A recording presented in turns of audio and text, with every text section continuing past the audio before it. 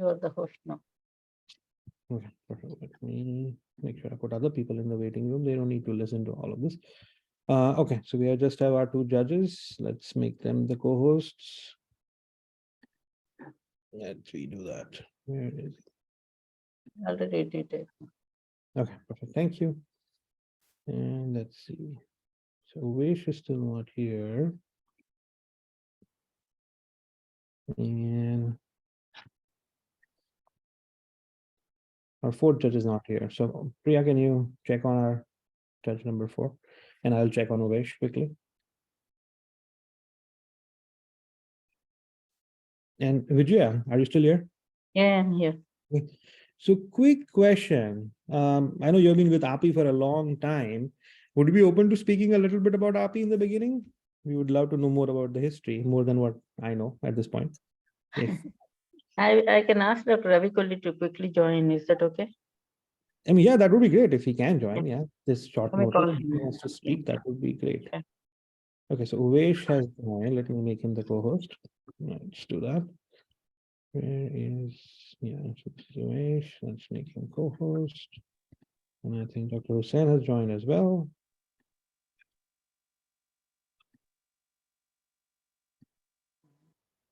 Perfect. So yeah. So welcome, judges. Uvesh is here. He's checking in from his ICU. I mean, he's the doctor, not the patient. He's on duty, but he has time. And Dr. Hussain, nice to see you again. Can you? Nice to see you. Okay, so we'll give everyone some time. 5 more minutes. I mean, 2-3 more minutes, and then we can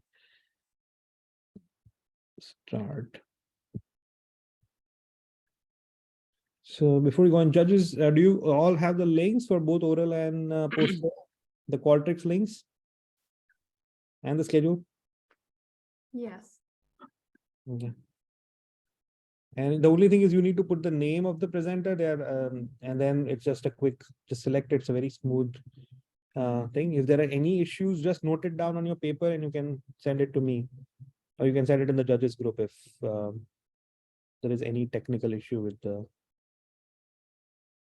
So Dr. Brar is saying he's having some issues with the camera.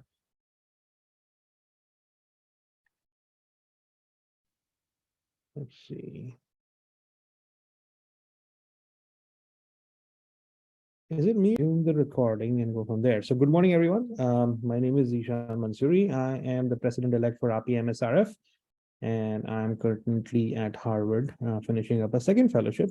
So as you know, I like to do lots of fellowships, which not everyone needs to do. So today our program is pretty simple.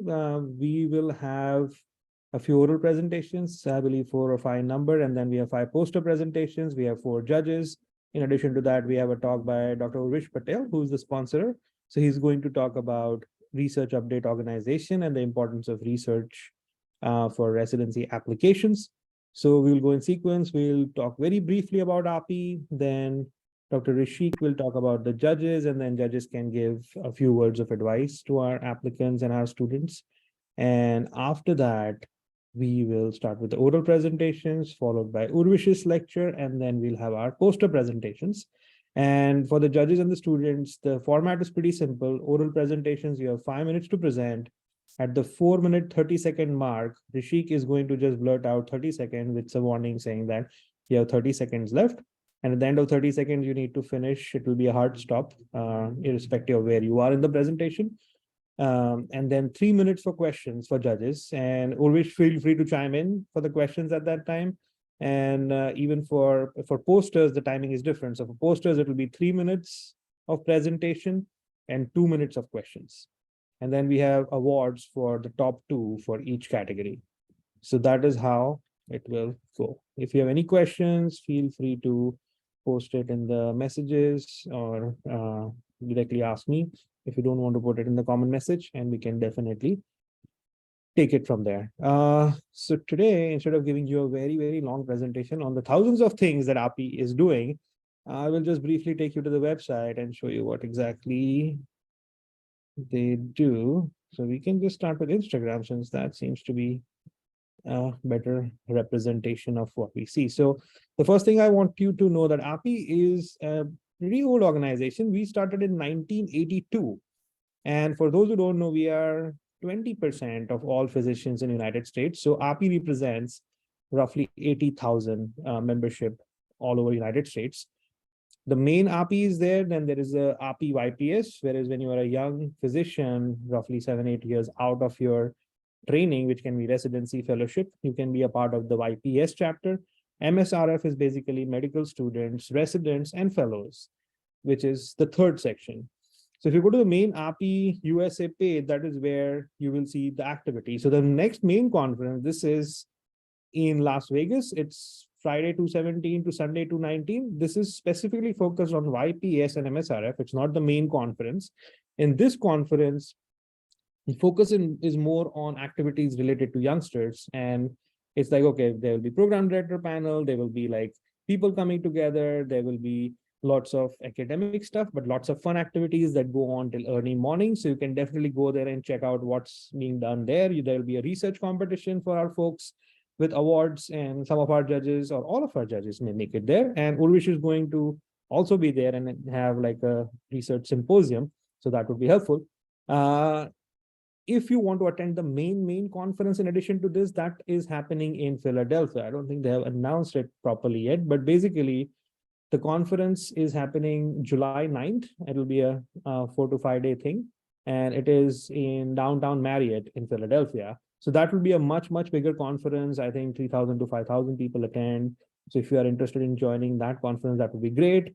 Urvish will do a research, not just a symposium, but in addition to the symposium, there'll be a 2 to 3 hour like teaching of research, like hands-on teaching. So if you want to learn research and directly meet Urvish Patel and learn from him one-on-one, then that is the place that you should be in Philadelphia. So Las Vegas in February and the main conference in July. And then in December, we have an online research symposium like this every year, where mostly students both from US and India come and compete. So from lots of, I think more than how many, lots of presentations that came across, I think the ones that were selected are the ones that are here. So that is there. In addition to that, AAPI does lots of charity work, like for COVID, they sent lots of money, they help with the oxygen cylinders, they have global health summits, they have tours like this, where you can go to Japan and Korea and things like that. So in addition to the academic part of it, where you learn lots of things, where in summits you will have scientific sessions from experts, you can also do all these things. Plus, for you, I think at this level, networking is very important, given that step 1 has become pass-fail. Step 2 may become pass-fail at some point in the future. So meeting new people, getting those connections in is very helpful. Like, for example, if you came to the last winter conference, you were able to meet Dr. Kiran Patel. Now, for those who don't know, you can Google his name. Dr. Kiran Patel is arguably the most famous IMG in the United States, who has been so successful. He's a billionaire right now, and he gave a fantastic talk on his humble origins and how he went from those humble origins to where he is now. His net worth is in the range of $1 to $3 billion at this point. And I mean, there are so many things about him that I can talk about, but he's amazing. We also got to meet Sunil Gavaskar at the main meet last time. So every year, a famous celebrity also comes, in addition to the thousands of activities you can do. So for those who want to know more about AAPI, please join us for the AAPI MSRF. If you're a part of, if you are in United States and you are a resident fellow attending, you can join AAPI. For the IMGs, we are trying to come up with a membership aggressively, where people can join and be a part of this. So please come, learn more about us. And if you have questions, definitely feel free to reach out to me, reach out to other people, and we can help you more with this. You can also get leadership roles, which is very helpful in basically even in residency, I mean, fellowship applications, and like eventually EB1 applications, which Urvish is an expert on. But I doubt he has time to talk about that today. So EB1 is something that not all of us, but most of us will have to go through to get our green card. So that is a very short introduction of AAPI. I will stop sharing this, but if you want to learn more, AAPIusa.com is the website for the main AAPI. AAPI MSRF is the website for AAPI MSRF.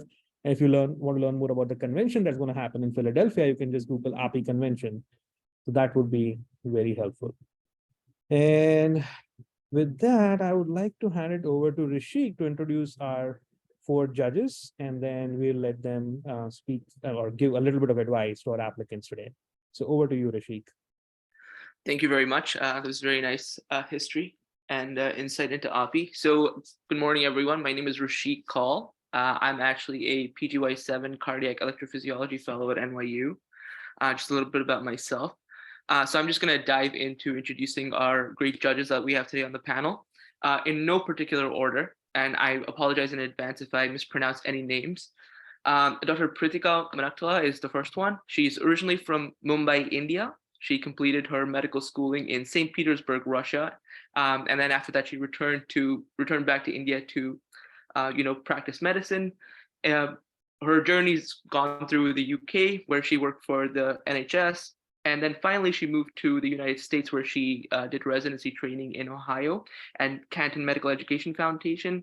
This was followed by a fellowship in hospice and palliative medicine at the University of Buffalo in New York. She is currently a faculty member at the Cleveland Clinic Akron General Hospital in the internal medicine department, and she's assistant professor of medicine at Northeast Ohio Medical University and also practices inpatient palliative medicine and pain management. Doctor, any words of advice to our applicants who are online? Thank you, Rishik, for such a wonderful introduction. And thank you for having me today. I think the one-liner I would give to the residents or the applicants who are here today, that just be yourself during the interview. From someone who learned it the hard way, I think being your individual self is the most important thing. So don't try to pick up answers for interview questions during from other people. Just be yourself. And good luck for the match. Thank you. Thank you very much for that helpful advice. Next, we will move on to Dr. Ovesh Mansouri. He studied in Bukovinian State Medical University in Ukraine. He did his master's in public health at Mount Sinai, the Icahn School of Medicine, and then his internal medicine residency at MedStar Health in Baltimore, which is affiliated with Georgetown University. He is currently a critical care hospitalist at MedStar Good Samaritan Hospital in Baltimore. Dr. Mansouri, any words of advice or anything you'd like to say to the applicants? Yeah, thank you so much for the introduction. Good morning, everyone. I mean, I would just like to say all the best and just do your best. And hopefully everybody gets the success it deserves. Okay, thank you very much. Yep. We'll move on to Dr. Brar. Dr. Brar completed his general psychiatry residency from Texas Tech University, health scientist, and did a fellowship in child and adolescent psychiatry at Indiana University School of Medicine. He was co-chief resident during his general psychiatry training, and his areas of interest include neurodevelopmental disorders, psychosis, bipolar disorder, and depression and anxiety. In his free time, he also enjoys, cooking and exploring new places. Dr. Brar, any words of advice from you? Hey, good morning, everyone. So I will advise everyone that, as Dr. Mansouri was mentioning, networking is very important, especially with step 1, there are no scores anymore. So I'll, advise everyone to make full use of platforms like AAPI, and good luck for the future. Thank you very much. And last but not least, I'd like to introduce Dr. Hussain. Dr. Hussain has been a judge with us in the past with the AAPI WMC Symposium. He is an anesthesiologist at UT Health San Antonio. He completed his residency in SUNY Upstate Medical Center and his fellowship at UT Houston. He's actually had a long streak of education and teaching. He was voted Best Clinical Instructor Award 3 times at UT Houston. And he was awarded also the Dean's Teaching Excellence Award 6 times. His clinical interests include OB, anesthesia, and we're very, very, very happy and proud to have him again on our judging panel for yet another year. Dr. Hussain, any words? Hello, good morning, everybody. I've been doing interviews for the anesthesia residency. We already did lot. We do 12 per day, and I interviewed already 60 candidates. The one advice to all the candidates: be truthful, and you need to show that you are really interested in that specialty. And when you submit your personal statement, make sure that you don't mention that you are interested in different fields. Our program directors, assistant, associate, and program directors, they all look for you are really interested in that field. And also, you have to have a very good letter of recommendations, not short, like 5-6 lines or 10 lines. Our program director is looking for a good letter and talking about you. That is very important. If somebody writes a letter, that should be a very good letter. And definitely scores, important even for anesthesia. And to filter you into the interview is a step 2 scores. Step 1 scores also till they're looking. That's one thing. And be truthful. That is very important. And speak clearly and show your enthusiasm in residency, and have a plan to tell, to answer the questions. We ask why you are interested in anesthesia, why you are interested in my program. That's why you have to know about that program that you are applying, and go to the website and look for the highlights of the program, and you mention this is what you are looking for. With that, I will end my advice. And also, I have a surprise call today. I have to come and have a patient with a gunshot wound to the neck. I may be going in and out, but I will try to participate most of it. And I will evaluate all the structures, all the. Sorry. No. Okay. I will. Sorry, I will evaluate all the posters and oral presentations later a little bit. But is it possible that you can share posters with link or something? Yes, definitely. We can share it with you. And if there is a delay, that's fine. We can just wait. We'll announce the results a little late. If we get. Thank you. Thank you for if I get, I will make sure that I will complete. Okay. Thank you. Thank you. Thank you so much. Okay, so I think we also have Dr. Priya Uppal with us today. She is the Vice President of AAPI MSRF, a very close friend and someone who has worked a lot for AAPI. And she is a 4th-year medical student applying for residency at this point. And I will let her speak a little bit on her experience with AAPI and take it from there. Priya? Hi, everyone. Thank you, Dr. Mansouri, for that welcome. I'm a 4th-year medical student at Albany Medical College in upstate New York. I have recently applied for dermatology, so fingers crossed for the match. Thank you all to our judges and to our participants for being here today. Now that we've introduced everyone, we're going to go ahead and get started with the presentations. Dr. Amu Sushila, who is the president of AAPI MSRF this year, will be joining shortly, so she wanted us to introduce her as well. She's a 3rd-year internal medicine resident at Loyola who's applying for a fellowship in GI this year. So she'll be joining as soon as she's able to. She was just on nights. So without further ado, to try to maintain on time, we're going to go ahead and get started with oral presentations. I believe that the first oral presenter is not here, so we're going to go ahead and start with the second one. I apologize if I don't say your name correctly. So before you present, please say your name, where you're from, where you are in your educational journey, a medical student, resident, or fellow, and what specialty you are in.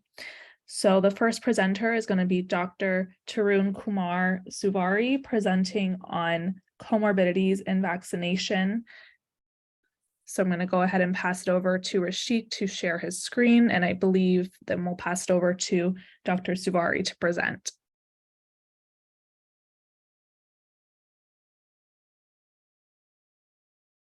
Yeah, so someone has restricted to on my video. Yeah, I'm having. Sorry, Zishan, would you be able to download, because my.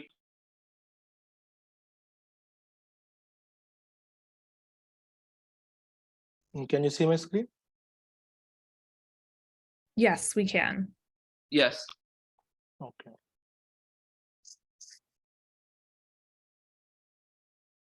So it's fine. It's fine that even though I will speak without switch on in video. because I'm unable to on the video. Like Yeah, sorry about that. We're gonna try to fix that. Give us a few moments. you cannot start your video because the host has stopped it.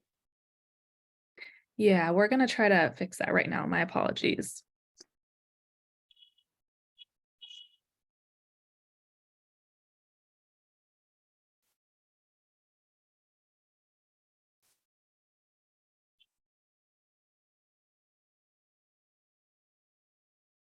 Okay, can you see me? Okay, can you see me? Okay. Okay, Yes, I'm feel good to free to go. start. So, okay.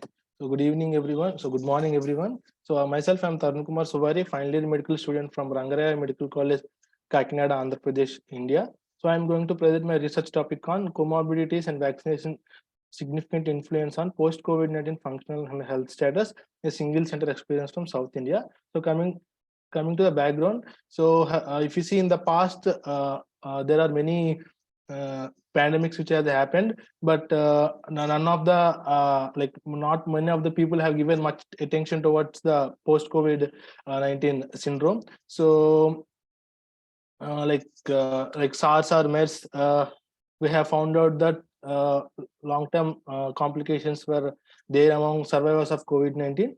So that's why we try to analyze the possible long-term effect of post-COVID, like COVID-19 on health of COVID-19 recovered patients. So we came up with the aims and objectives like to evaluate the post-COVID-19 health status and long-term health implications of SARS-CoV-2 infection among COVID-19 recovered patients. So this is a novel study done in Indian setting, like focusing on post-COVID-19 outcomes, functional and health status. So coming to the methodology, an observational cross-section study was conducted among COVID-19 recovered patients. So random sampling method was used, and the patients during the 2 months of study period were taken. The inclusion criteria was all adults who are recovered from COVID-19 and willing to participate in the study. The exclusion criteria was people with current COVID-19 infection or non-COVID-19 patients or COVID-19 recovered patients who not given consent to participate in the study.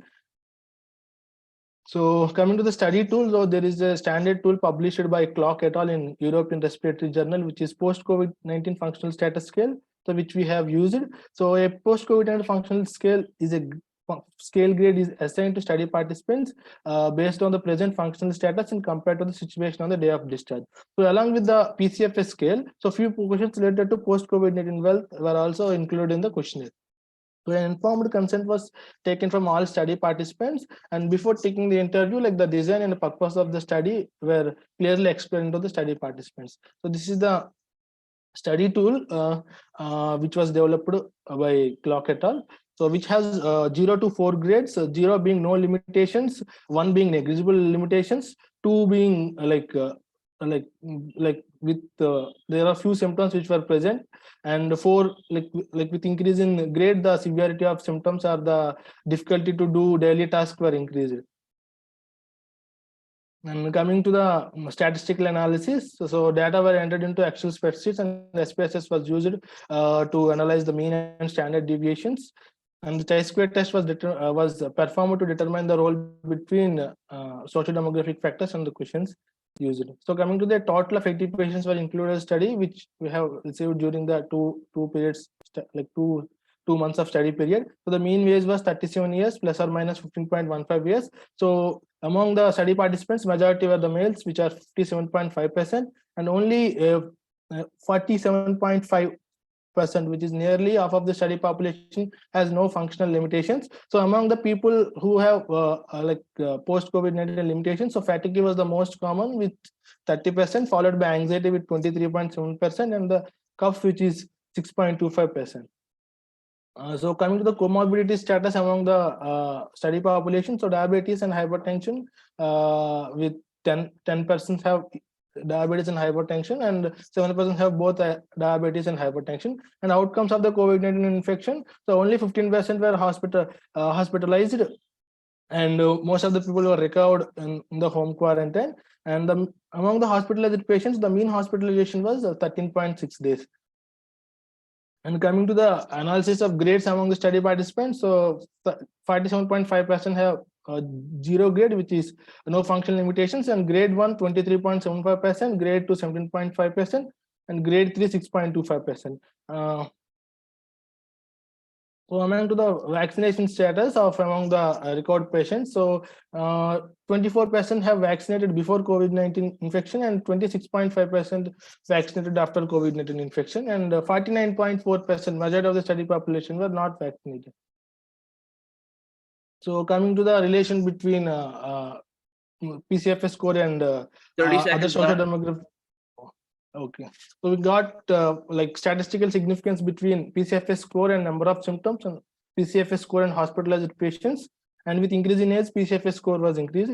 So to authors' knowledge, this is one of the foremost projects conducted on post-COVID and health status in India. So our study were also similar with few research studies by Pantpi et al. Nepal and Manuel Tobedo et al. From Spain. So coming to the conclusion, our study reports there is significant limitation in post-COVID-19 health and functional status among And that record is time. patients.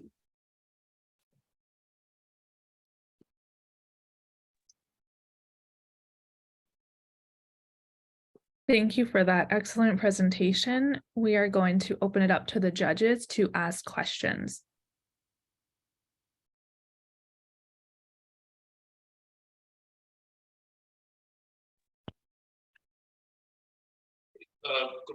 Good evening, Dr. Swari. I see that you are in India right now. So my quick question for you would be, you mentioned about some most common presentation for post-COVID and also comorbidities.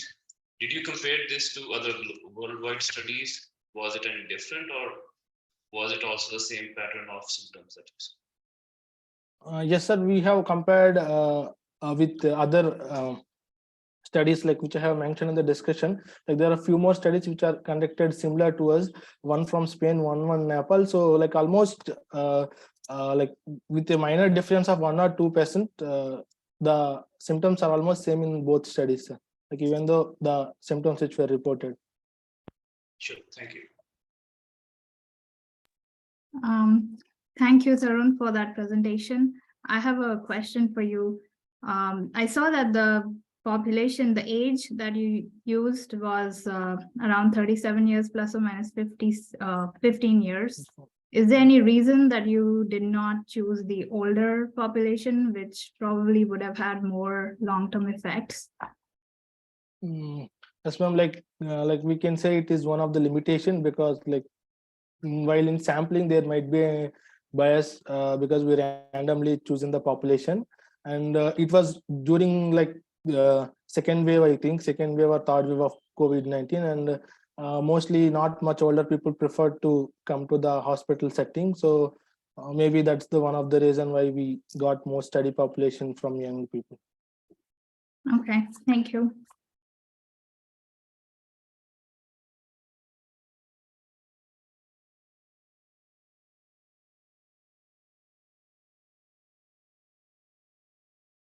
We still have some time left for more questions if needed. Hey, Dr. Tarun. So how many more of these studies, when you were using some references, have been conducted? And the subject, this study heavily relies on the subjective questionnaire. So isn't there a very high risk of like subjective bias depending on what the patients are answering the questions? No, sir. Like we haven't directly like given the questionnaire to the people to fill. Like we have translated the questionnaire like orally in our local language to them, and then we have recorded the answers. Yeah. Got it.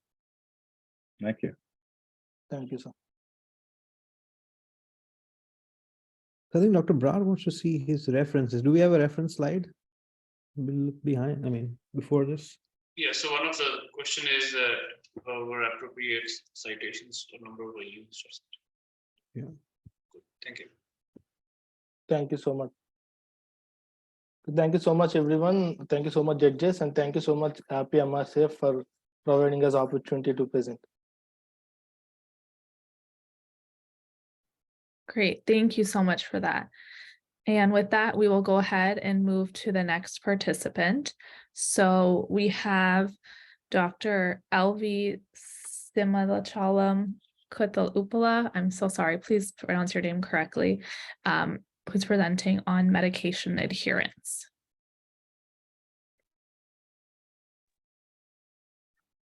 Just to interrupt, I will be giving the first warning at 1 minute left, and then when time is up, just to keep things flowing a little smoother.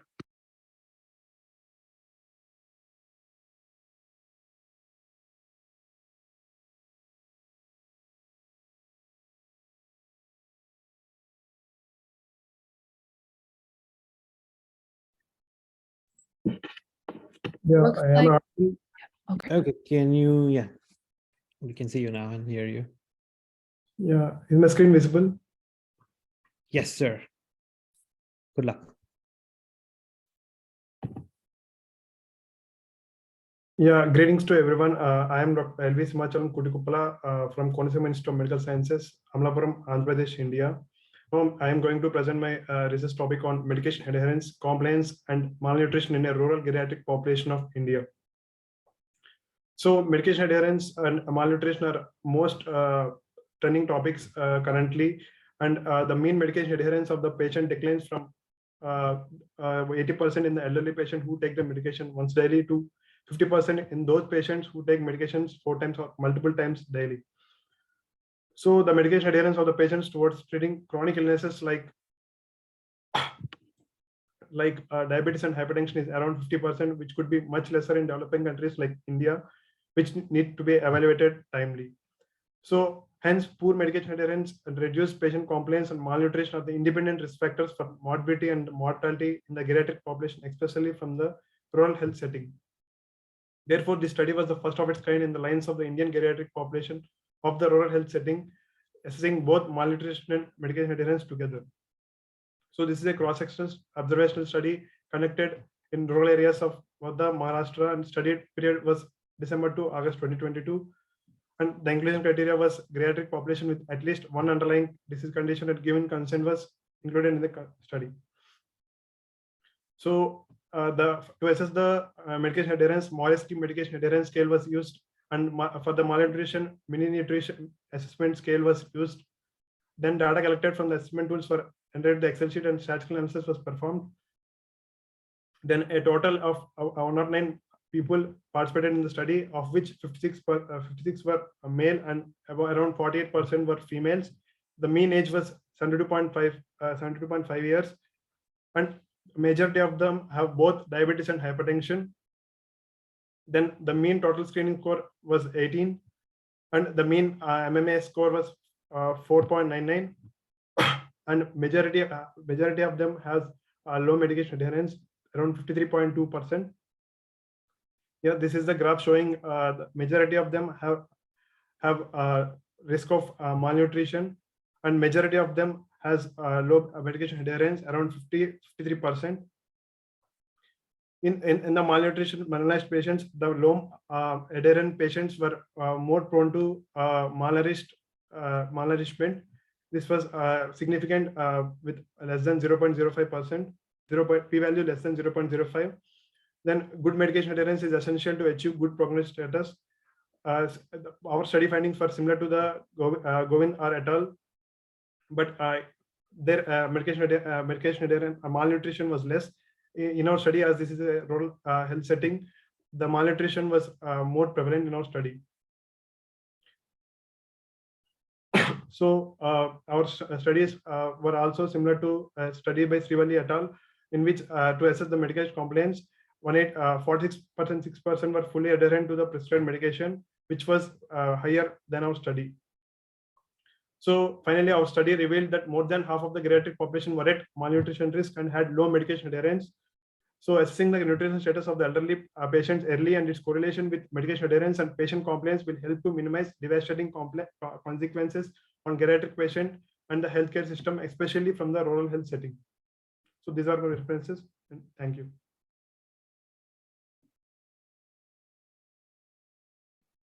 Thank you very much, judges.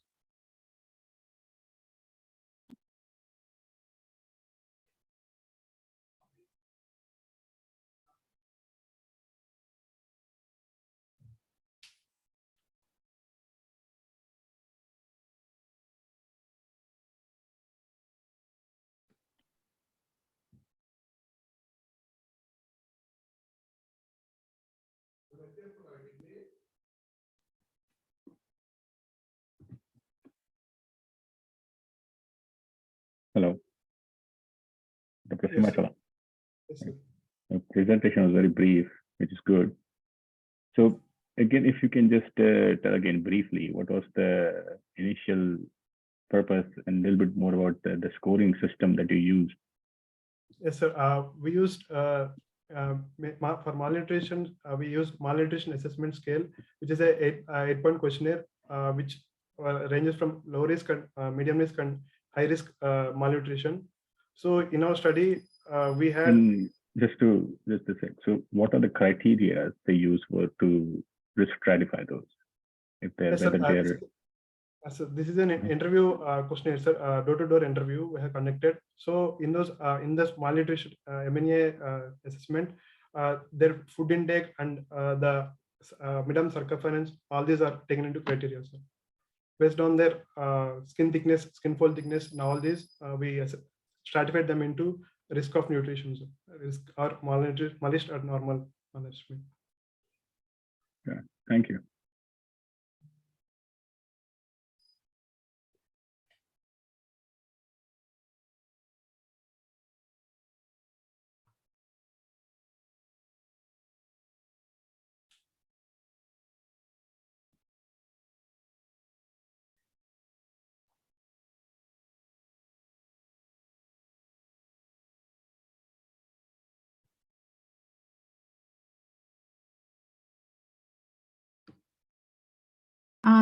Can we look at your references again? Yes, sir. I have not included all the references, but there are around 40 differences. Okay. Can I ask you, what do you think is lacking in this study, and what do you think you could have done better? Yes, ma'am. As this is a single center study, the more sample and multi-centric studies can assess, can compare the prevalence of malnutrition around different regions of India. Okay, thank you. Thank you.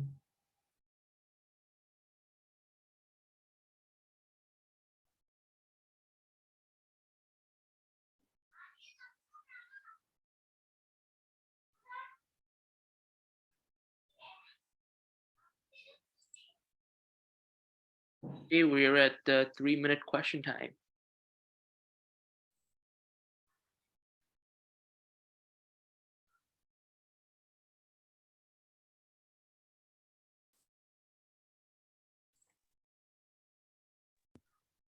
Any more questions?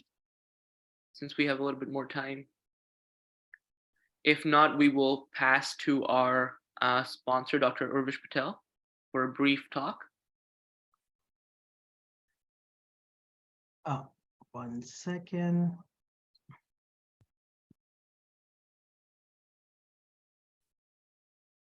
I think it's good, right?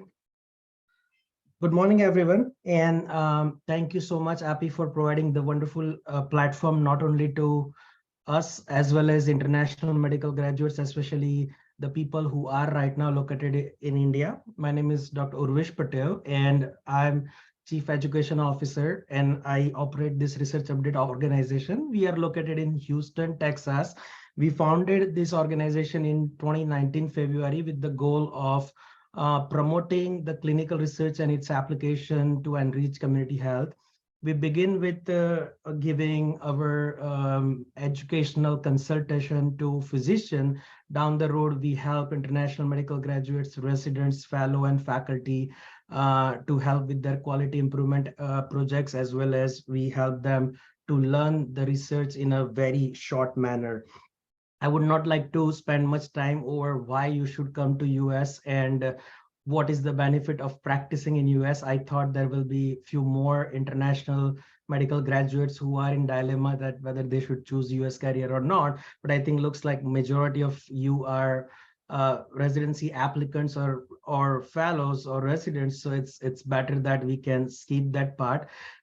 Basically, the whole USMLE journey, as Dr. Mansouri and other doctor mentioned, that it's based on USMLE exams. But now after step 1 being pass and fail, majority of the strong profile based on how good their observerships are, electives are, letter of recommendation, and research experience. If I share my personal experience and some of the other faculties whom we can successfully able to help, then we realize that research not only help with the entering in residency, but during residency also it's very useful tool in order to make sure that you can complete your QI or other projects. And also down the road, majority of international physician has to pass through the green card through either EB1A or EB1B because of the very long waiting for the other category of the visa. So we also make sure to help them in a way so that they can achieve their EB1A and EB1 goals as early as they can. I think I can go with, just give me 1 second. It's just give me 1 second.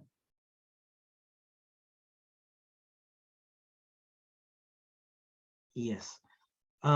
So yes, so basically I would not I will not spend much time about the importance of the clinical research. As we know very well, the last NRMP survey, how important the clinical research is.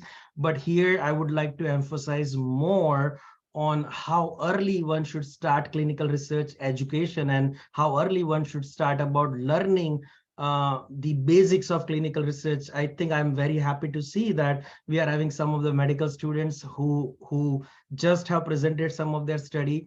Indian Council of Medical Research and also AAPI promote this platform. Our goal is the same, to encourage clinical research as early as possible. So by the time you enter in residency program, then you are very sure about basically what is clinical research and how to proceed with your projects. Only then you need to decide that in which specialty would you like to apply your skill. So that's the most important reason why we are encouraging all this activity. Now, how we can help, that our basic goal is to break down the whole research process into a very simple and effective framework. We provide them necessary resources to finish any of the projects in a very timely manner. Not only basic and advanced clinical research we teach you guys, but also we also help you with the grant and funding and application for investigator awards and so many more things down the road. So the whole concept is to make sure that what are the opportunities being in academic and outside academic field, what you can do in terms of research related work. Now, we provide different type of clinical research training programs, which are covered under continuous medical education activity and professional development funds for residents, fellow, and faculty.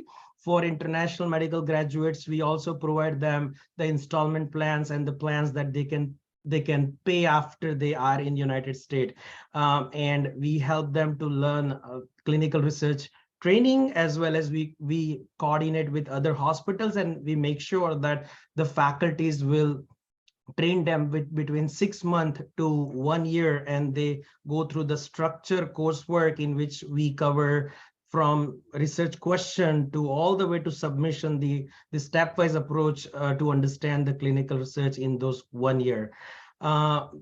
Besides that, if someone who is not choosing US journey and wants to still stay in India, but still want to learn clinical research part, then on our website, we have free clinical research education website on which we have plenty of videos, and me and Dr. Mansoori are trying our best to have more and more videos. They are the free content so students can learn, and ultimately all our students can present their work in different national symposiums, win different competitions, and also make sure that they publish on time.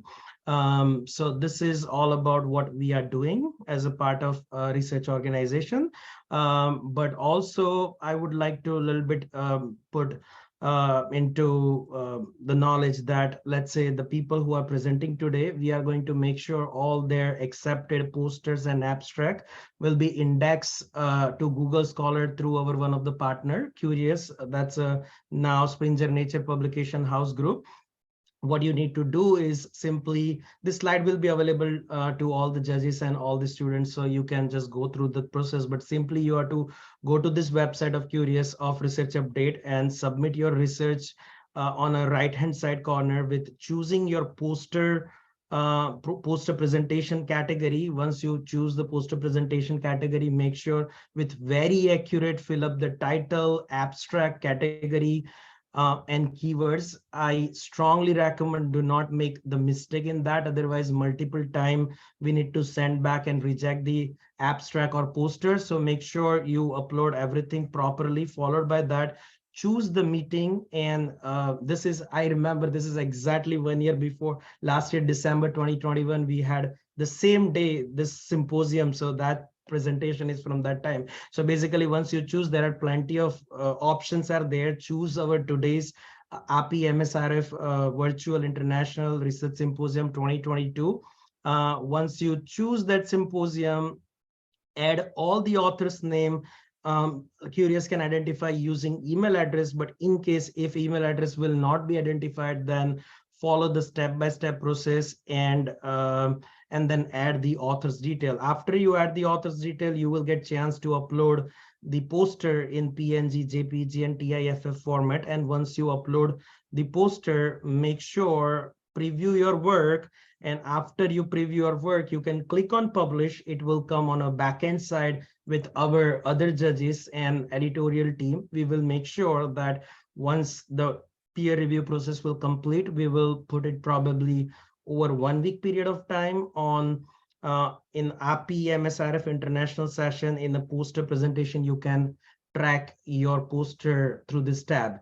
And within 15 to 20 days of acceptance of this poster or publication of this poster, if you are going to make your Google Scholar account, I repeat again, Google Scholar account, then on Google Scholar account, you will see this work. So the whole logic behind making this symposium PubMed, Google Scholar Index is to promote the more research activity and make sure that more and more submissions we are having it every year. Thank you so much for your opportunity. And then if you have any question, you can contact us through our website, researchupdate.org, and you can use WhatsApp if you're in India, and we can respond you on WhatsApp very quickly. And let us know if you have any question. Feel free to email me or email or text on the WhatsApp, and your response will be delivered to you very quickly. Thank you so much.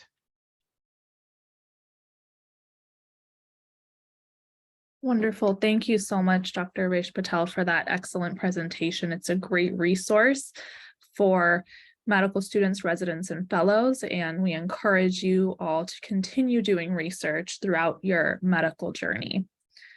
Now we are going to go ahead and move on to poster presentations. So the first poster presentation will be Dr. Mimensa Jindal. Hi Priya, actually my research has been posted for paper presentation. Clinics but no clinical training. It's for paper. Please check once.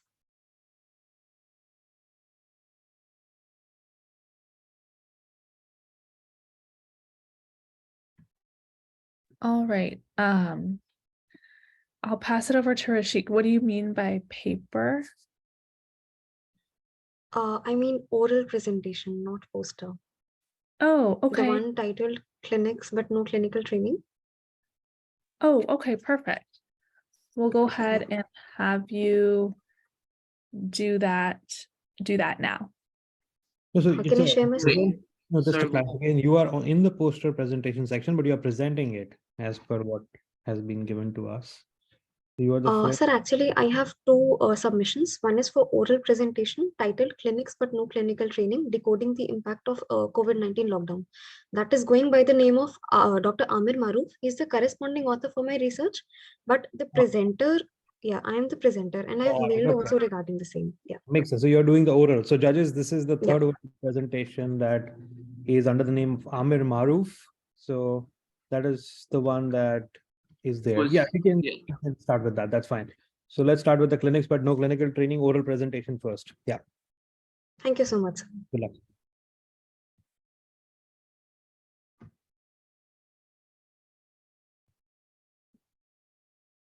Yeah, is my screen visible? Yep. Yes. Okay. Good evening, everyone from India. I, Dr. Mimansa Jindal, am here to present my research on the topic clinics but no clinical training, decoding the impact of COVID-19 lockdown on Indian medical undergraduates. With the implementation of COVID-19 lockdown, conventional teaching methodologies had to be replaced with online teaching, thus affecting clinical training, which had been based on bedside teaching entirely till now. To quote Dr. William Osler, what you read, you might forget, but what you see in clinics, you'll always remember. Clinical postings allow medical students to correlate their cognitive learning domain with psychomotor domain. In this study, our aim was to find out the effect of COVID-19 lockdown on clinical training of Indian medical undergraduates. Our primary objective was to compare the learning experiences before versus during lockdown, and our secondary objective was to find out the perceived reasons behind the above obtained differences. This is an observational online cross-sectional survey done amongst multiple centers all across the country between December 2020 to February 2021 over a span of 3 months amongst third and fourth year medical undergraduates. We chose third and fourth year medical undergraduates because that was the population which had been exposed to clinical training both before and during lockdown. Therefore, we excluded first and second year students, interns, and those who did not consent for participating in the study. So we started with obtaining an ethical clearance from the Institutional Ethical Committee, following which a self-administered online retrospective pre-post questionnaire was devised on Google Forms and circulated. The questionnaire comprised of 3 parts. First was socio-demographic details asking about college name, type as in state or private ownership, state in which college is located, which was further classified into 3 categories depending on the COVID-19 caseload burden in that particular state. Second part, mode of clinical training during lockdown, which was recorded in 2 ways, online training and in-person clinical training hours per week. Lastly, perceptions about clinical training during lockdown were recorded in 2 ways. First was a Likert scale-based comparison for 15 items before versus during lockdown. And second was an open-ended response to ask about perceived reasons behind those differences. Statistical analysis was carried out in a 3-fold manner. Categorical variables were represented as percentages and association was tested using chi-square test. Continuous variables, which were obtained from Likert scale, were represented as median. And since the data was skewed, we used Wilcoxon sign rank test. Lastly, themes were analyzed from the open-ended responses and have been analyzed using thematic analysis. We received a total of 1,000 responses from 191 medical colleges all across the country, leading to a median response of 6 from each college. So most of our population belonged to a final year, were studying in government-owned institutions, belonged to category 2 states with 1 to 5 lakh COVID-19 positive cases and had received only online clinical training during lockdown. This is the Likert scale-based comparison between 8 main parts and 8 subparts, such as whether the competencies were improved in history, taking physical examination, etc. And these were compared before lockdown versus during lockdown. Students rated clinical training before lockdown as significantly better for all these items. We also found that the proportion of private medical colleges switching to online teaching was significantly more than government. We also tried to find an association with the learning experience and year of study and the state in which college was located, but it did not come out to be statistically significant. We also found that irrespective of the mode in which they received the clinical training, whether it was both in person and online, whether it was only in person or online, or whether it was none, clinical training was rated significantly better before lockdown in all these cases. So for thematic analysis, we categorized our open-ended responses into 4 themes: the advantages and disadvantages of in-person and the advantages and disadvantages of online clinical training. You have 1 minute left. Okay. So while online clinical training was more comfortable, gave plenty of time for self-study, it definitely lacked patient interaction, had network issues, and there were plenty of distractions online. Also, we found that the students who had received in-person training during lockdown felt that there were less number of exam-related relevant cases in the ward, faculty and staff were busy in COVID management, and there was limited exposure to patients. Similar results have been replicated in various studies. For instance, the one done in UK amongst 2,000 medical students, wherein they found that students did not find online clinical teaching to be as engaging, enjoyable, or effective as face-to-face teaching. One reason for which we say that majority of students in India had no exposure to online learning prior to COVID-19 lockdown. And another study which said that given the huge burden of COVID-19 cases, there was a paucity of working force in India. Therefore, to conclude, the learning experiences of clinical training during COVID-19 lockdown were perceived as perceived inferior than that before lockdown by most medical undergraduates. Therefore, innovative strategies need to be devised in future, just in case such a pandemic hits us again.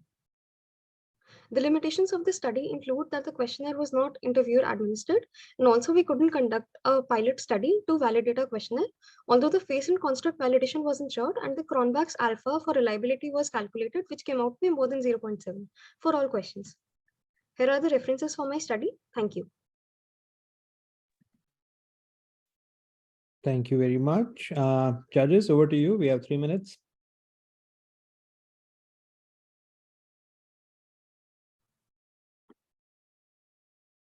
That was a really good. Sorry, go ahead. Sorry, go ahead. It's okay. So I think that was a very good presentation. Thank you. And it kind of addresses one of the important topics that issues that we are facing here as well. Did you find any studies that have been done in the US or other countries addressing similar problems? Ma'am, actually, one good thing which I found was that the US and the Canada, they have their 119 item questionnaire, which they circulate to their colleges annually. So they do it every year. Like they didn't do a separate study for COVID versus pre-COVID. Okay. So that way, yeah. Okay, thank you.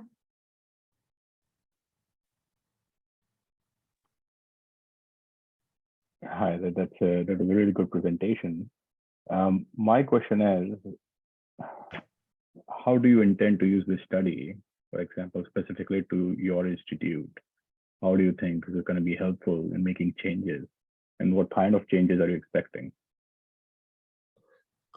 Sir, in my opinion, if we make online sessions more interactive by introducing polls, some sorts of grades, some sort of reward, then that will increase the engagement of students in online lectures. And also, as an extension of the study, the faculty in my institution, they conducted a study to analyze that students who had participated in polls frequently, what was their performance in final year exams. So we found that students who were scoring well in polls, who were getting regular stars, they had performed significantly better than the students who were very dormant during lectures. So I think this can be implemented in our country. Thank you.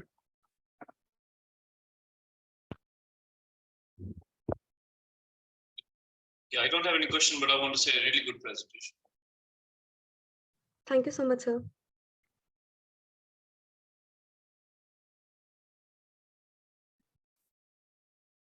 Okay, great. Any other questions? Oh, just had one question. So this presentation will be submitted under Amir Maroof, right? Is that correct? Yes. Sir, I'm the first author for this presentation. Sir is the corresponding author, so whichever way it works. Yeah, but the name that was there in the schedule was his. So, I mean, you presented, so it's like, okay, if the award comes and everything will come to you, but they're just clarifying which the what do you call it? The marks will go under which presentation. So it's this presentation, but you can keep the Amir Maroof name so that there is no confusion. But then in the ceremony, who wins the award, then definitely we'll put your name. Yeah.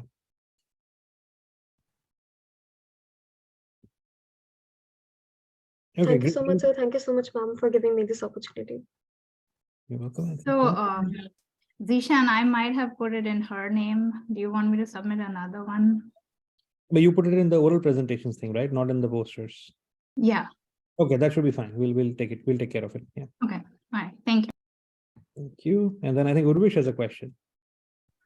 No, I just want to confirm one part. All the oral presentations should be converted to the poster at the end, and they should submit the poster on the website on Curious, because oral presentation will not be in DAX. So all posters will be in DAX. So still they need to write the full length abstract, intro, aim, method, result, as we discussed, and convert to the poster one slide picture to upload, not the full picture. I mean, full presentation. Yeah, absolutely. I think they will take care of that, and then we'll just send out those instructions in the end for uploading and then getting it in Curious, and then it comes in Scholar. So we can do that. Okay, perfect. So that's done. And then we can move on to the posters. And I think, Dr. Jindal, you are the first one in the poster section. So this time the presentation time is 3 minutes and the questions will be 2 minutes. So Okay, sir. Rishi, And can there you will be a warning at 2 minutes.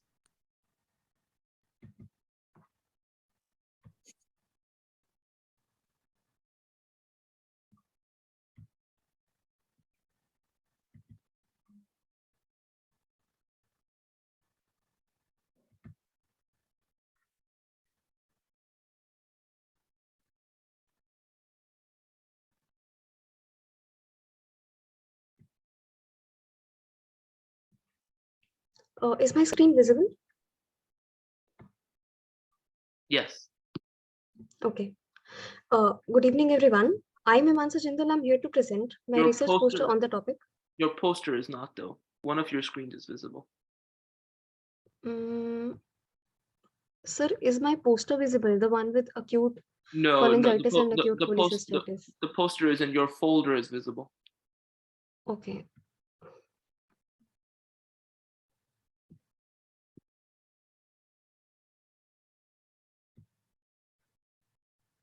Yes, that's better.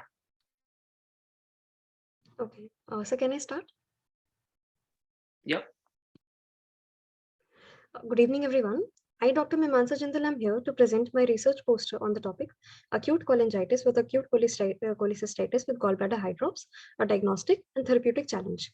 Gallbladder hydrops is a rare complication of acute cholecystitis comprising of only 4% of total gallbladder diseases, referring to the overdistension of gallbladder with non-infected bile, approximately 1500 ml in quantity or 10 into 4 centimeter size as per the radiological criteria. Patients of gallbladder hydrops often have non-specific symptoms and signs such as pain in right-sided abdomen, nausea, vomiting, tenderness, which is often misdiagnosed. And this is important because it is a surgical emergency and requires prompt drainage or an emergency cholecystectomy if the situation permits. In this article, we have presented the case of a 26-year-old male who presented to us with acute right-sided abdominal pain associated with non-projectile, non-villous vomiting and radiation to the back. He was previously diagnosed as cholelithiasis 6 months back and was being planned for laparoscopic cholecystectomy. When he presented to us, he was conscious oriented, non-ectric and had tenderness and guarding in the right upper quadrant.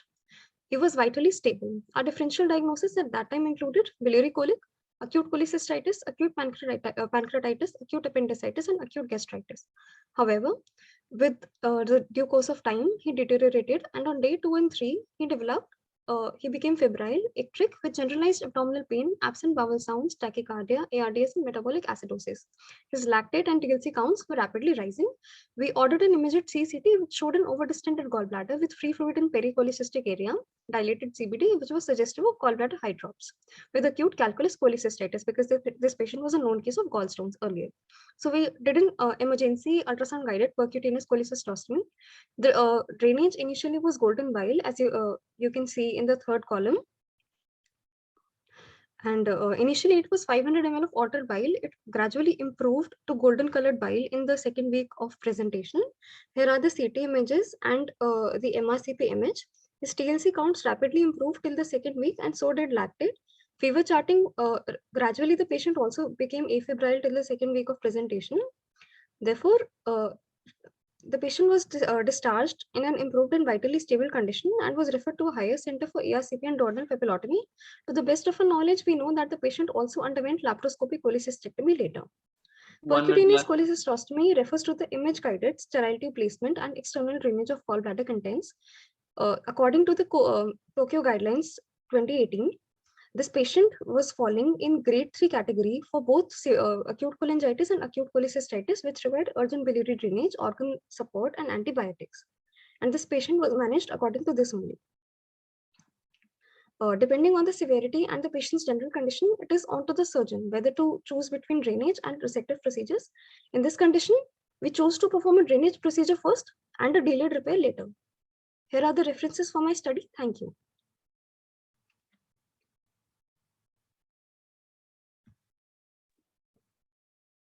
Thank you very much. That was a good presentation. We're going to start the questions now. Thank you. That was a good presentation. Do you know if there are any other names used for this name that you have used for the presentation, like for the syndrome or symptom? Ma'am, it is often referred to as mucocele also. Okay. Right. Thank you.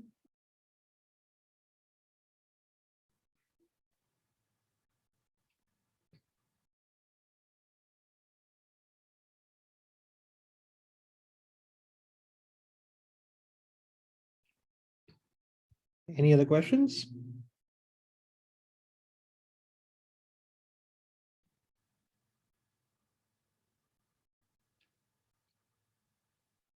Okay, so then we can move on to the next poster presenter. So we have an extremely rare case of feeding jejunostomy complicating an intussusception by LV Simchalam Kutikupula. Sorry if I mispronounced that. Over to you.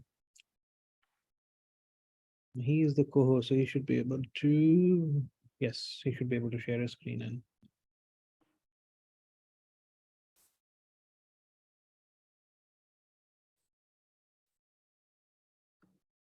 Yes, sir. Is my screen visible, sir? Yes. So greetings to everyone. I am Simhachalam Kodikupala from Consumer Institute of Medical Sciences, Amlapuram, Andhra Pradesh, India. Now I'm going to present a rare case on an extremely rare case of feeding jejunostomy complicating to intussusception. This is a case of a 76-year-old female who is a known case of carcinoma esophagus stage 4 with ECOG grade 3, presented with complaints of difficulty in swallowing, vomitings for both solids and liquids. As a part of palliative treatment, the feeding jejunostomy is done and the patient was discharged on post-operative day 2. Patient again presented to the emergency department after 2 months with complaints of pain abdomen, unable to pass flatus and stools for 2 days. On clinical examination, abdominal distension present, diffused abdominal tenderness present with guarding and rigidity. CECT was done, which revealed intussusception of jejunum with lead point as tip of feeding tube. Patient was shifted to operation theater and emergency laparotomy was done. Intussusception of jejunal loops are noted 20 centimeters distal to the site of insertion of feeding jejunostomy tube with tip of feeding tube as the lead point. Reduction of bowel loops was achieved by gentle compression of distal part and are found to be viable. Feeding jejunostomy tube was removed and repositioned. Obstruction was relieved. Patient was kept in ICU for 2 days. Feeding through feeding jejunostomy tube was initiated on post-operative day 1. Patient was stable and was discharged on the post-operative day 5. The provisional diagnosis was made as acute intestinal obstruction. Differential diagnosis for malignancy, stricture, and adhesions. This is the image showing intussusception of the jejunum with lead point as feeding jejunostomy tube. And this is the CCT showing the target sign, which is a classical of intussusception. It is a jejunal intussusception. Come to the discussion, feeding jejunostomy tube is one of the commonly performed surgical procedures for internal nutrition. Intussusception is extremely rare complication of feeding jejunostomy, where the clinical presentation may be similar to other causes of small bowel obstruction. Jejunostomy tube induced intussusception is very rare complication with an incidence of less than 0.01%. And common presentations could be bilious vomiting, pain, and sometimes transient mass per abdomen. It is seen most commonly in men, infants, and with presence of distal pigtail tube, but the presentation in females is very rare.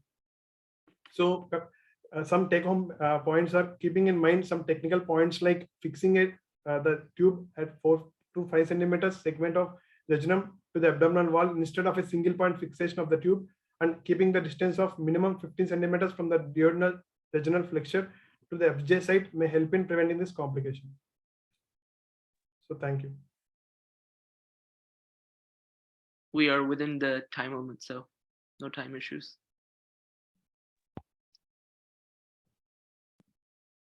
So I have a quick question. So, you mentioned really good presentation, first of all. You mentioned that it's more common in men and young infants. So why is it more common in men, not So compared to females, it is more common in men, sir, because of their less thickness, body thickness, sir. Body circumference. Sure. What exactly do you mean by that? Yes, sir, females will have more abdominal fat, sir. So the tube overrunning will be less in females than males. The abdominal girth is less in. Okay. Sure. Thank you. Yes.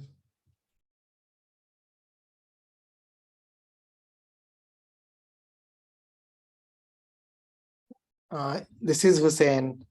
Yes, sir. And did you involved in taking care of this patient? Yes, sir. And I mean, it is during my internships before final year, sir. how did they diagnose that the patient has intussusception? How did they treated it? I missed it if I didn't hear it. Actually, the patient is a known case of carcinoma esophagus. Sir. For the carcinoma esophagus, the feeding jejunostomy tube was inserted.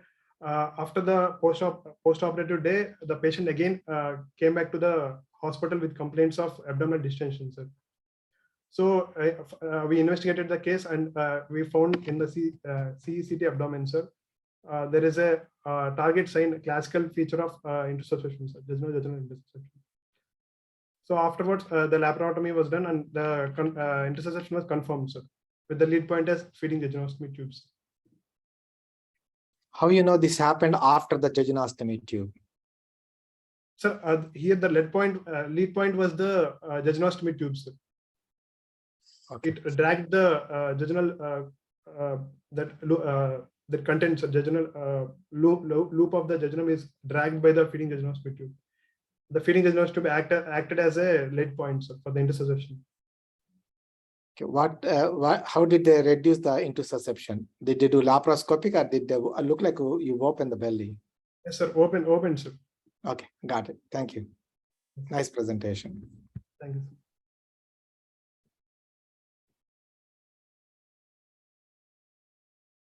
Any final questions?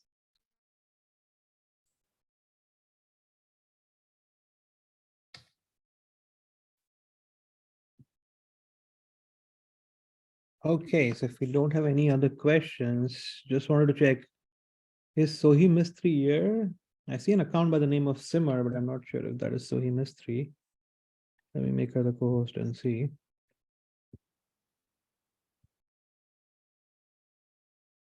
Doesn't seem to be Sohi Mistry. Okay, so we'll just move on to Charmi Parekh then. So next presentation is Charmi Parekh, and she will be presenting on a systematic review of nephrotic syndrome following COVID-19 vaccination.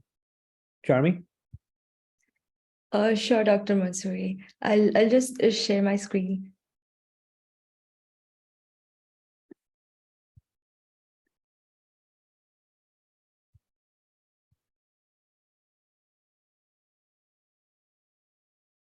Is it visible? No, it's not.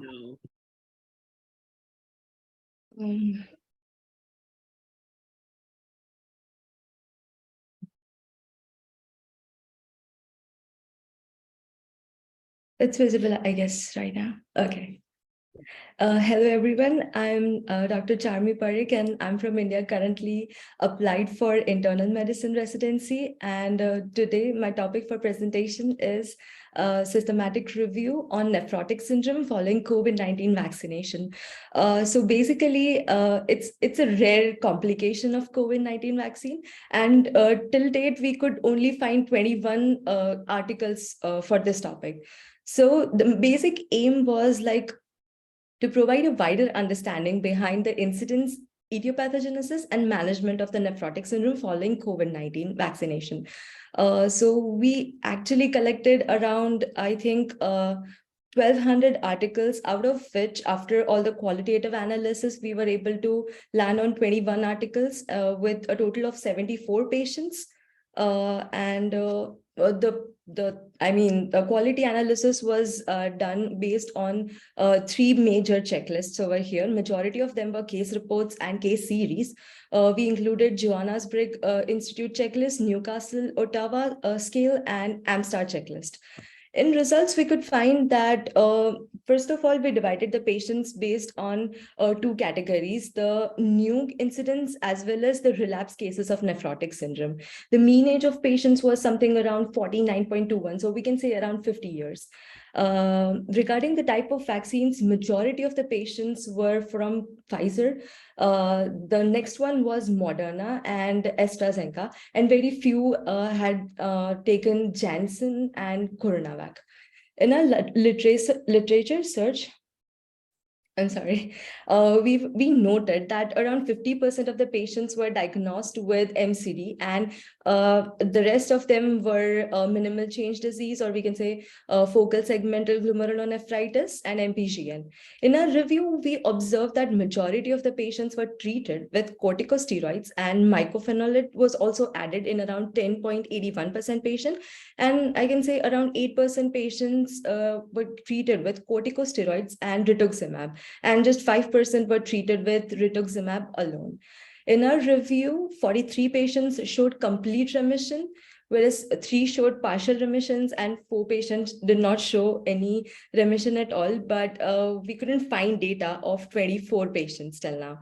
So in general, I can say one thing, that this particular topic can help the physicians in detecting that if this, nephrotic syndrome is presented, we can just look for the history of COVID-19 vaccination. And this could be an important factor in detecting the thing earlier, and so how we can treat the patient. So yeah, that's it. Thank I you, would like to Charmi. thank AAPI for this wonderful opportunity. Thank you, Charmi, that was a good presentation. I have maybe a couple of questions. The first one is, were there any predisposing factors that were common in this particular population that you may have found?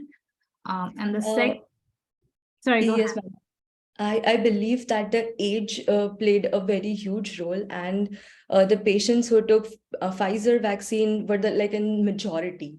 So this could be the reason. I mean, I meant like health-wise, did they have any conditions that were listed in the case reports that you may have found, like diabetes, hypertension, anything like that? Yes, ma'am. Diabetes and hypertension were the major ones. Okay. And do you think this syndrome is underreported secondary to COVID-19? Or what do you think about this? Yes, ma'am. Till now, we just could find 21 articles that perfectly matched with what we wanted to, the perfectly matched to aim, I can say. So I think this one is a little bit underreported. Okay. All right. Thank you. Thank you, ma'am. Hello, this is Hussein. Actually, I'm an anesthesiologist. I saw your conclusion.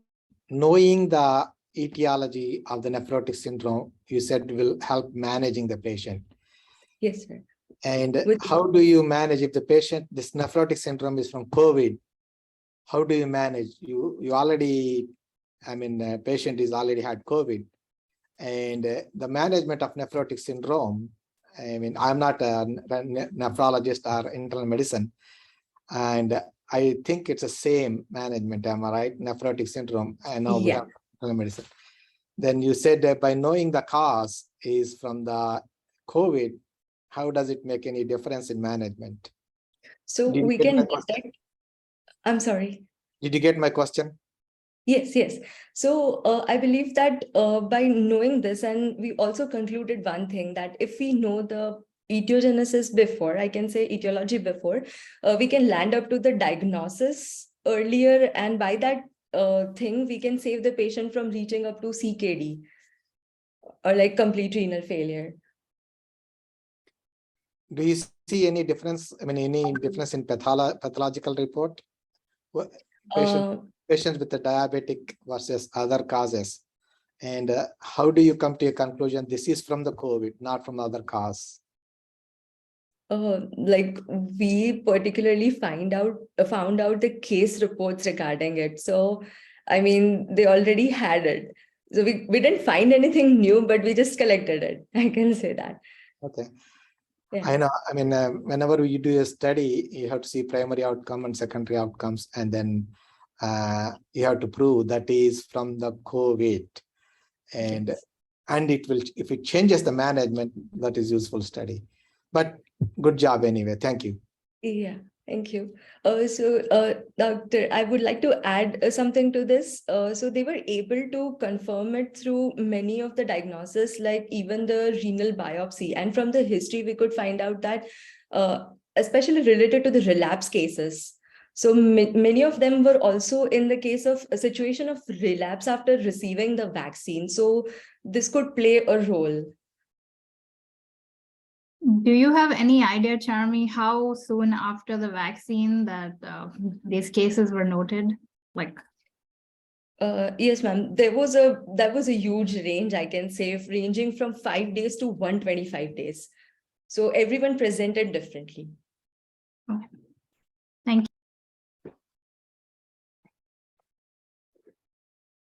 Okay, any other questions? I have one question. It's more clinical in nature from the study. So you said there are a lot of people who are diagnosed with minimal change disease, and you thought it's all related to COVID. I think in adults, use of NSAIDs is also kind of a risk factor to develop nephrotic syndrome, especially minimal change disease. So how would you adjust that error? Because a lot of people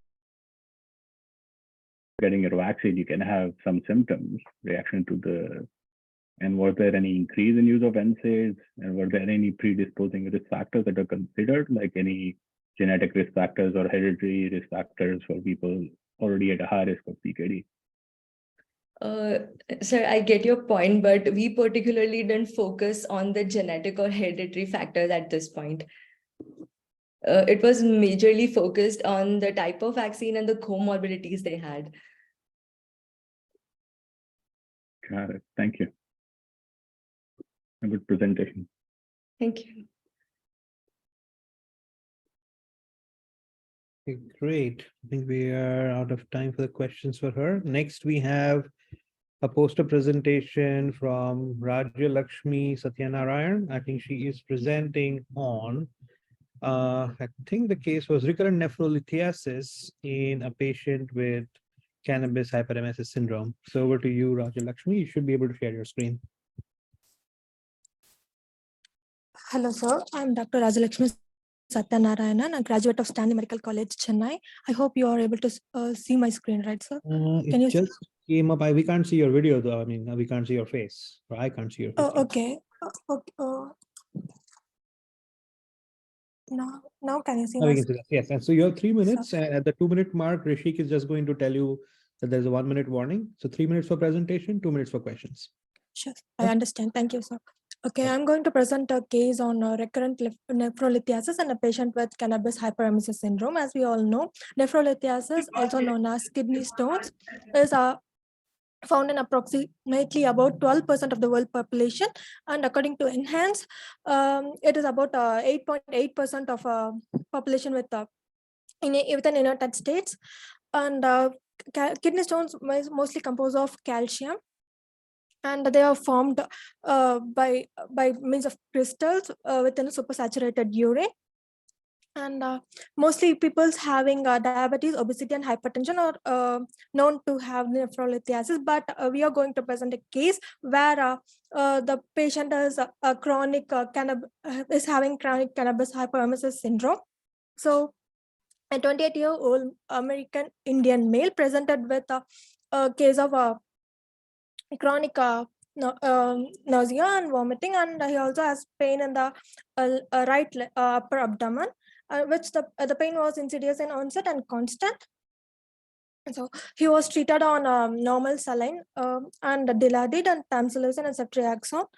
And the patient has on physical examination, the patient was having a normal blood pressure while he was hypoxic, that 92% of SpO2 and normal in room air. And he also had right lower quadrant abdominal tenderness, and his laboratory profile was CBC was normal, but WBC was high. And urine analysis showed that he was having like orange urine because of blood, and it was also turbid because of protein was also there, and a few bacteria was also found. So cannabis hyperemesis syndrome is basically a paradoxical disorder caused by chronic cannabis intake, which is also explained by means of cyclical intractable vomiting and nausea.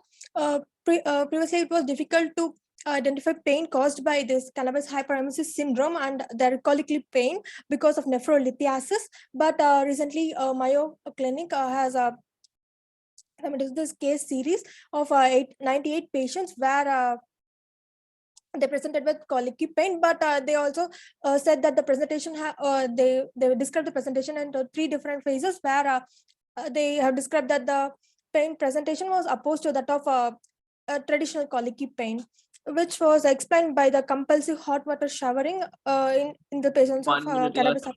Yes, sir. Time's up. 1 minute left. Okay. 1 Yes, minute. sir. Okay, so of some people with cannabis hyperemesis syndrome or show resistance to normal antiemetics. In that cases, we can opt to the benzodiazepines for managing them. This is explained. The nephrolithiasis in patients with cannabis hyperemesis syndrome can be explained on the basis of their action on endocannabinoid system, CB1 and CB2. To conclude, not many cases were published on the patients having nephrolithiasis and cannabis hyperemesis syndrome. So we want to add this case to the expanding literature, and we also insist that more papers should be published on patients having this cannabis hyperemesis syndrome and their action on the kidney. Thank you. And time is up. Yes. Any questions? I'll open up this. Thank you very much for the good presentation. I'll just open up the stage to any questions.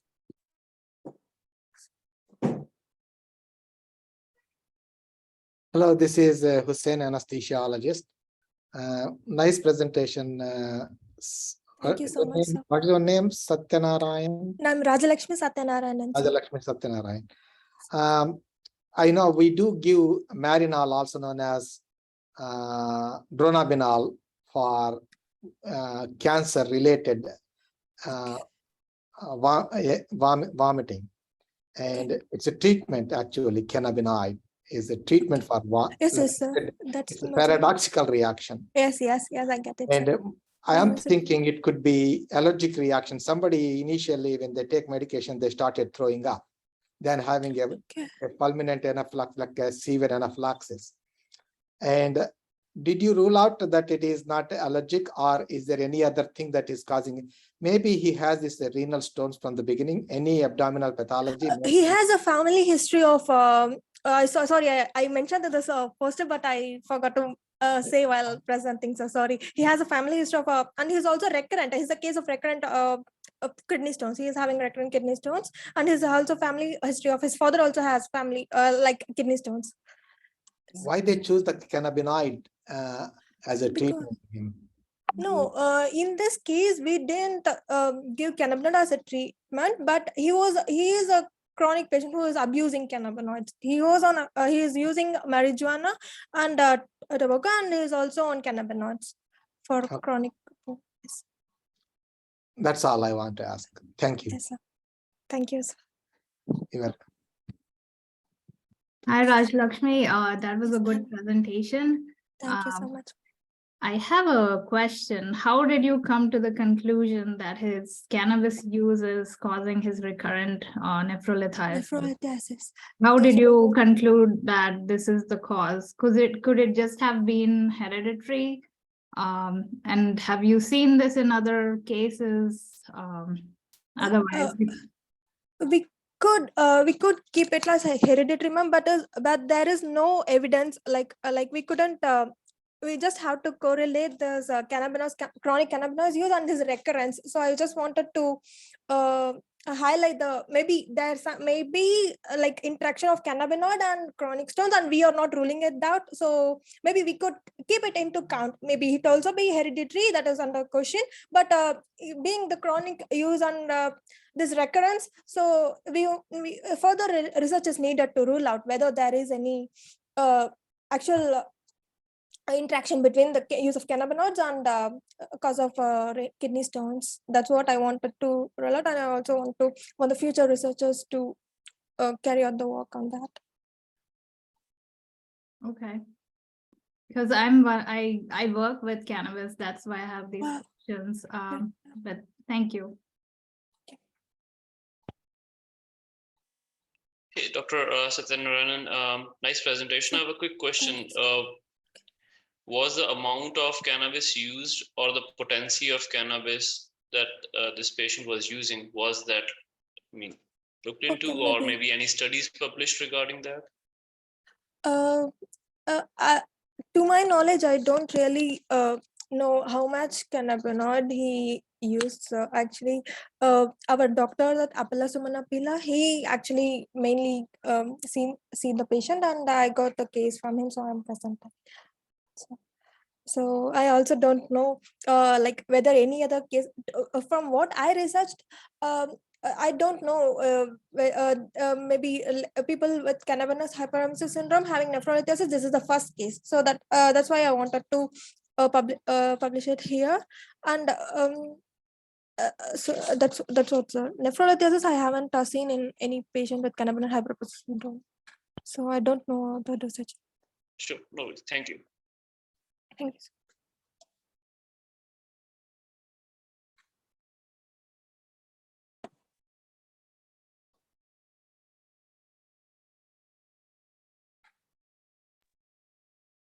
Okay, thank you, everyone. I think we have everyone covered. One of our presenters couldn't make it. We tried to contact her, but I don't think she's here. There is someone called Smita Patel here who's not a presenter, but I'll still make her the co-host to make sure that she's not one of the presenters under a different name. So Smita Patel, are you a presenter? Just checking in because we are done with all other presentations.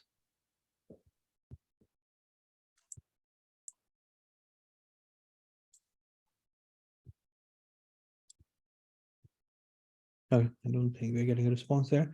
Okay, great. So I think the presentations are all done.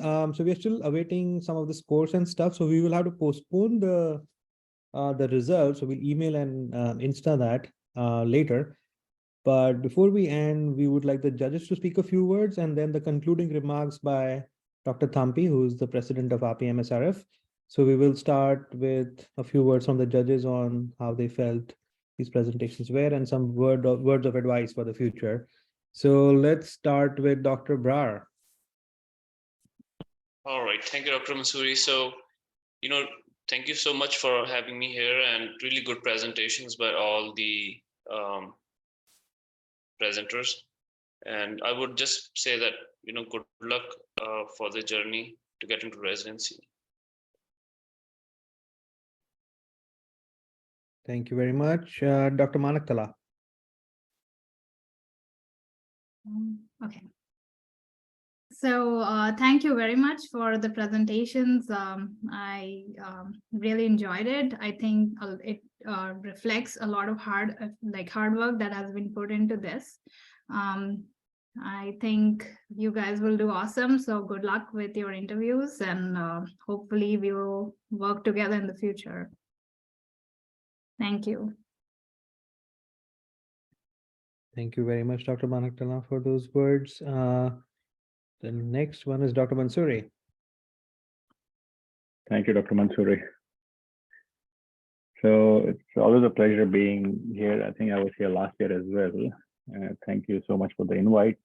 And really good presentation. Just a couple of things I think I had mentioned last year as well that goes this year as well, as we have few new presenters. Some of the slides, if you people have noticed, the posters especially, they're very cluttered.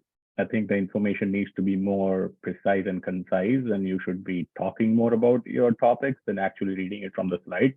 That kind of helps you score more and on the presentation part, and it's easier for the judges and other people to also, focus on what you are trying to present. Otherwise, people did a really good job, and I wish everyone all the best.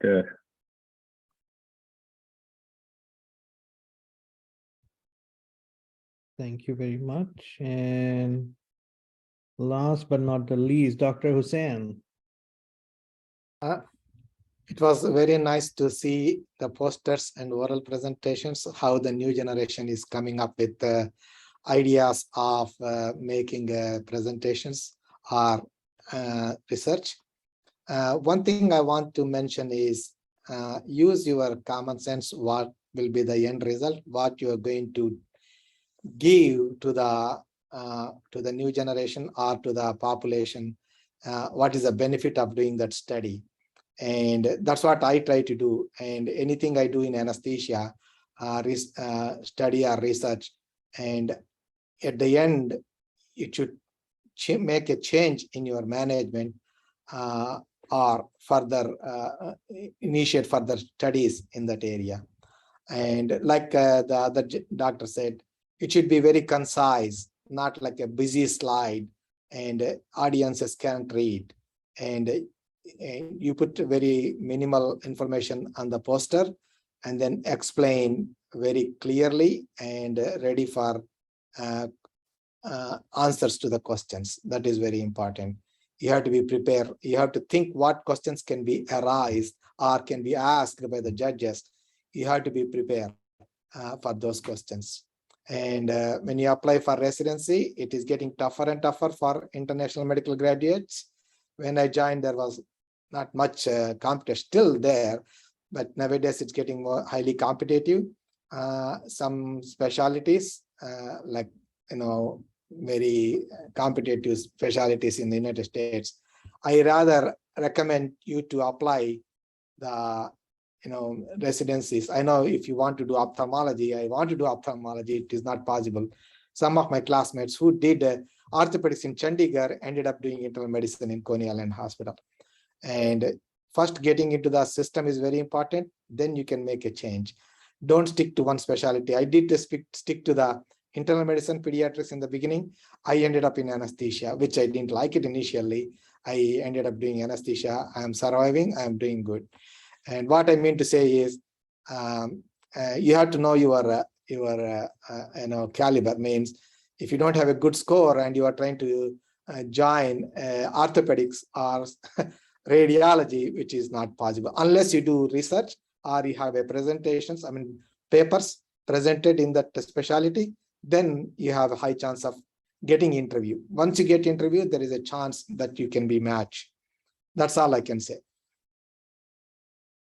Thank you. Good luck. Thank you very much, Dr. Hussain, for those insightful words, and all the judges for taking time on a Sunday morning to come and talk to us, especially Dr. Rar, who's in California. So he woke up really early on a call day to talk to us and give us his insights. So to conclude, I would like to give it to Dr. Tampi, who's the president AAPI MSRF, and take it over, Dr. Tampi. Thank you so much, Dr. Mansoori. I really appreciate you doing a wonderful job hosting this research symposium. Hi, everyone. My name is Amu Sushila. I'm a third-year internal medicine resident located in Chicago and currently the president. And I really want to give a shout out to my team members, Dr. Mansoori, Dr. Upal, Dr. Rishik, and Dr. Drishti Patel, who all chipped in and hosted this presentation in a great way. Before I just conclude this presentation, I just wanted to give a brief introduction about the activities that we are doing as AAPI MSRF. So in the United States, 1 in 6 patients are treated by physicians of Indian origin, and we are the next generation of this physicians of Indian origin. So AAPI, the parent AAPI, was very carefully wanted to nurture us and develop a medical student residence and fellow section to mentor the students to residency to fellows, and then to practicing doctors in the United States. We have a very robust section. We have local chapters all around United States, and we do have good participation in India as well. AAPI every year has a global health summit that's been conducted in India, wherein also they have poster presentation and research opportunities for medical students in India. But this is an initiative that AAPI MSRF itself has started to reach out to physicians of Indian origin, medical students of Indian origin all over the world if they want to showcase their research. VIA has a platform provided, and we have an opportunity to publish in an academic journal, which is indexed, and you can find it in like Google Scholar. I hope you guys can see my screen. This is our board members. Not all of us are here at the time of that picture. Dr. Mansoori, who is the incoming president of AAPI MSRF, and some other board members are missing here. But we all do a great job of making sure that bringing out initiatives to help this community. Some of the activities we have done in the past include a wellness series. I think 3 months ago, we heard about the suicide of a fellow resident, which actually ignited a lot of passion among our board members. And we started the initiative of wellness and had an open communication about burnout suicide prevention section. All our events have been recorded, and it's available in our YouTube channel. We also have a very good online presence in Instagram, LinkedIn, and Twitter. And I encourage all of you guys to join us and follow us. For more updates, we'll be having more events coming up. So a quick recap of the past events. The medical students of Albany chapter, headed by Dr. Priya Uppal, created a South Asian Heart Association series, as well as the wellness and burnout discussion series. It has been well attended all over, and we do periodically conduct seminars regarding that. With regard to residency, a lot of us in the MSRF section are applying for residency here and from abroad. So we do have partnership with USMLE Sarathi, which is an organization that helps to mentor students into this pathway. We have periodic discussions with them. The last one we had was pre-match. The first one we had was match strategy and timeline. And we have one every 3 months that comes up with them. This is the South Asian Cardiovascular Health talk that we talked about. This is the international symposium that we just conducted, and I really applaud all the participants to take the time out and come and do the presentation. This is an opportunity, whether you are applying for residency or not.